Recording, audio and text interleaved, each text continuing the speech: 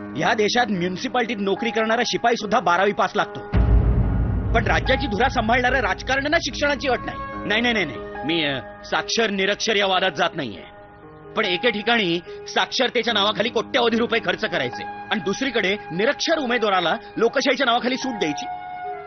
या सगळ्याची चीड न येण्या इतके शंड आहोत का आपण? राजकारण हा बदमाशांचा शेवटचा अड्डा, हे आपण मान्यच केलेलं आहे.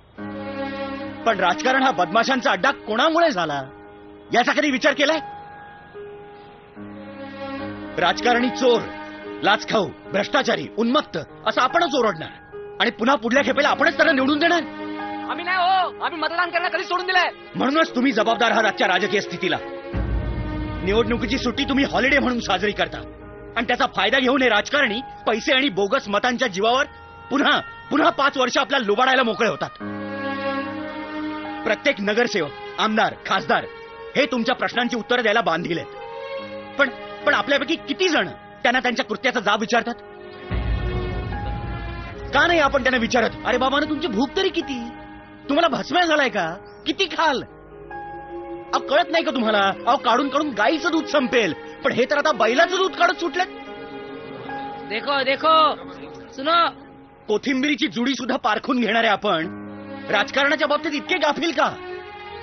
ऐऱ्या गैऱ्यांच्या हातात सत्ता देऊन मुरदाडासारखं गुडघ्यात माना घालून स्वतःच्याच मुलखात परक्यासारखं जगण्यासाठी जन्माला आलोय का आपण? माझी राजकारणात यायची पात्रता नाही हे मी जाणतो, पण आज तुम्हा लोकांना इथे एकत्र करण्यासाठी मला असं खोटं बोलावं लागलं. बोला ना, अच्छा आदमी आहे. आज एकच सांगतो, जागे व्हा. अजूनही वेळ गेलेली नाही. आपल्या मनाशी पक्क करा, मतदान हा हक्क बजावायचाच.